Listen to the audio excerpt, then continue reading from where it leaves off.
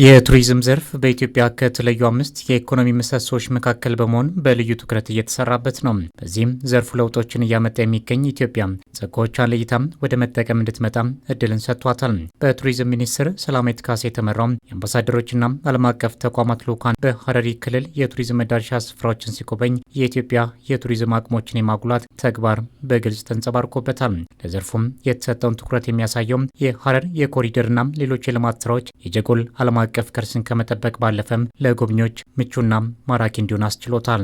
ባለፉት ጥቂት ጊዜያት ውስጥ በአንድ ዓመት ተኩል ባልበለጠ ጊዜ ውስጥ በሐረር ውስጥ የተሰራውን በተለይ በጀጎል ውስጥ ያለውን ይሄንን ዓለም አቀፋዊ ቅርስ አንደኛ ለመጠበቅ ሁለተኛ ደግሞ ለቱሪስቶች ምቹ ለማድረግ የተሰራውን በኮሪደሩ ፕሮጀክት ውስጥ የተካተቱትን አዳዲስ መስህቦችም አብረን ለማስተዋወቅ ነው።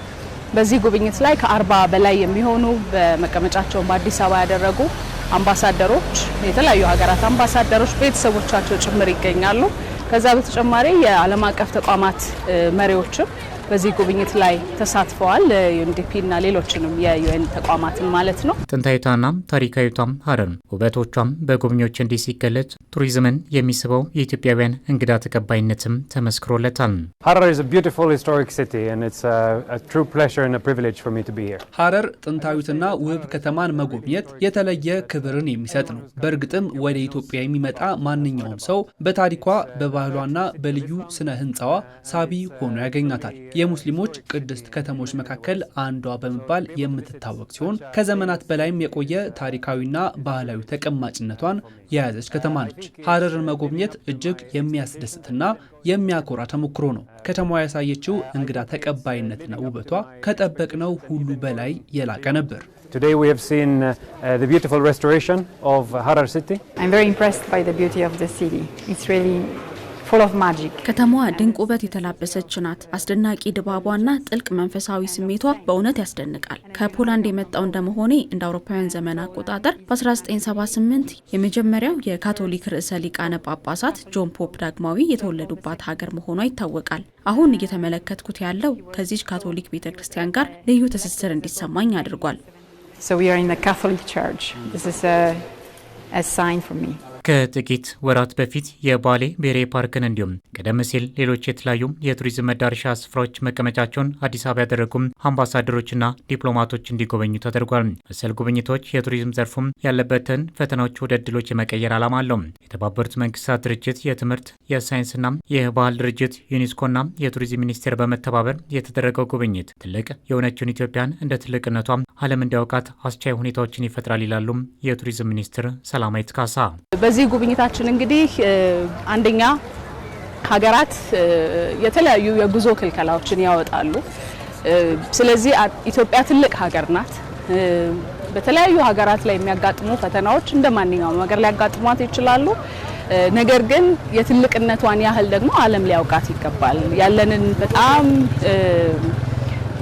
ስብጥሩ እጅግ የሚያምር የቱሪዝም ሀብቶቻችንን ማሳየት አለብን ለዓለም።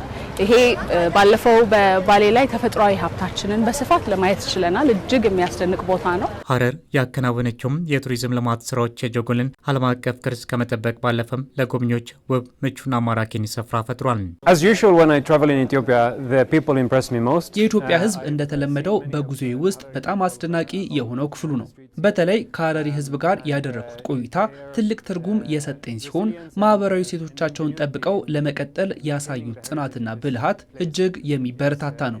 የሐረር ከተማ እያደረገችው ያለው እድሳትና ውበትም ድንቅ ነው። ይህችን ድንቅ ከተማ የመጎብኘት እድል ስላገኘው ለሐረር ከተማ ነዋሪዎች ጥልቅ ምስጋናዬን በድጋሚ ያቀርባሉ። Architecture, definitely.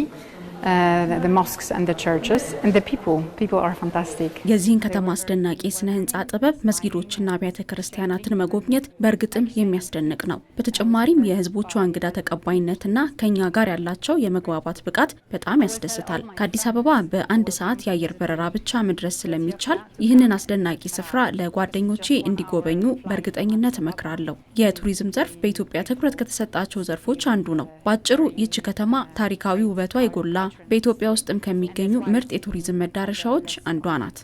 Yes, definitely it helps for the tourism. I think that this is one of the most known for tourism city of Ethiopia. በጀጎል ዓለም አቀፍ ቅርስ ለዘመናት ተጠብቆ የቆየው ሀብትና በትውልድ ቅብብሎች ያሁኑ ትውልድ አሻራ መመልከት ተችሎበታል ያሉት የቱሪዝም ሚኒስትር ሰላማዊት ካሳ ናቸው። አሁን ደግሞ ሌላ በታሪክ ደግሞ ሰዎች ሰርተው ለብዙ መቶ ዓመታት ተጠብቆ መቆየት የቻለ ታሪካዊ ቅርስን ነው እየጎበኘን የምንገኘውና ከዛ ባሻገር ያሁኑ ትውልድ ደግሞ ያሳረፈበትንም እንደዚሁ አሻራ እያየን ነው።